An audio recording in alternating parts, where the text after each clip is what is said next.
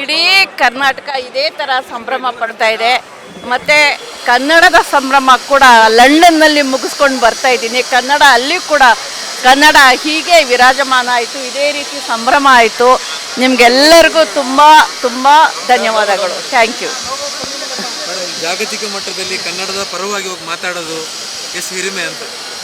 ಅದು ಅದ್ಭುತ ಅನುಭವ ಕಣ್ರಿ, ಅದನ್ನ ಹೇಳೋದಕ್ಕೂ ಕೂಡ ಸಾಧ್ಯ ಆಗೋದಿಲ್ಲ. ಅದು ತುಂಬ ಅಭಿಮಾನಪೂರ್ವಕಕ್ಕೆ ನನಗೆ ಏನು ಅಂತ ಹೇಳಿದ್ರೆ, ನಾನು ಒಂಟಿಯಾಗಿರಲಿಲ್ಲ, ನನ್ನ ಕುಟುಂಬದ 7-8 ಸದಸ್ಯರು ನನ್ನ ಜೊತೆ ಇದ್ದರು. ಅಲ್ಲೂ ಹೀಗೆ ಗುಂಪುಗೂಡಿ ಒಟ್ಟಿಗೆ ಹೋಗ್ತಾ ಇದ್ವಿ. ಒಂಥರ ಕನ್ನಡನ ಎಲ್ಲ ಸೇರಿ ನಾವು ಎಲ್ಲ ರೆಪ್ರೆಸೆಂಟ್ ಮಾಡಿದ ಹಾಗೆ ಆಯಿತು. ಅದು ಜಾಗತಿಕ ಮಟ್ಟದಲ್ಲಿ ಅದು ವಿಶಿಷ್ಟ ಅನುಭವ.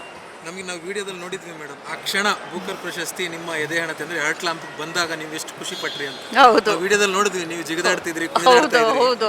ಎಲ್ಲ ನನ್ನ ಮಕ್ಕಳು ಜೊತೆಲಿ ಇದ್ದವರು ಎಲ್ಲ ಥೇಟ್ ಇಲ್ಲಿನ ಸ್ಟೈಲಲ್ಲೇ ಕುಣಿದಾಡ್ಬಿಟ್ರು.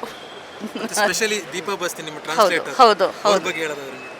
ಆಕೆ ತುಂಬ ಟ್ಯಾಲೆಂಟೆಡ್ ಮಹಿಳೆ. ಆಕೆ ಪರಿಶ್ರಮ ಕೂಡ ಪಟ್ಟಿದ್ದಾರೆ, ಮತ್ತು ಆಕೆ ಚೆನ್ನಾಗಿ ಅನುವಾದ ಕೂಡ ಮಾಡಿದ್ದಾರೆ. ನಾಡಿನಾದ್ಯಂತ ನಿಮಗೆ ಪ್ರಶಸ್ತಿ ಬಂದ ದಿನ ಯಾವ ಥರ ವಾತಾವರಣ ಇತ್ತು ಅಂತ ನಾವು ನೋಡಿದ್ವಿ, ನಿಮ್ಗೆ ನೋಡೋಕ್ಕಾಗಲಿಲ್ಲ ಕನ್ನಡಿಗರಿಗೆ, ಕರ್ನಾಟಕಕ್ಕೆ ಅಂತ. ನಿಮ್ಮ ಪ್ರೀತಿ ಮತ್ತು ಅಭಿಮಾನಕ್ಕೆ ಅದೇ ನನ್ನ ಶಕ್ತಿ, ಅದೇ ನನಗೆ ಬಹಳ ಹೆಚ್ಚಿನ ಒಂದು ಹಿರಿಮೆಯನ್ನು ಕೊಟ್ಟಿದ್ದು, ಧೈರ್ಯವನ್ನು ಕೊಟ್ಟಿದ್ದು. ಮತ್ತು ಆ ಮೂಲಕ ನಾನು ಮೊದಲು ಸ್ವಲ್ಪ ಹೆಸಿಟೆಂಟ್ ಆಗಿದೆ, ಅಂದರೆ ನಾನು ಮೊದಲು ಸ್ವಲ್ಪ ಅಧೈರ್ಯದಿಂದ ಕೂಡಿದ್ದೆ.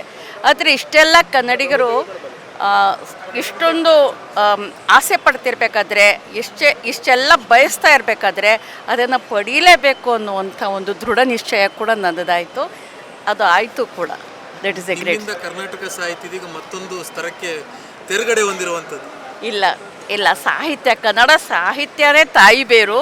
ನಾನು ಅದರ ಒಂದು ಟೊಂಗೆ, ಒಂದು ಹೂವು ಅಷ್ಟೇ.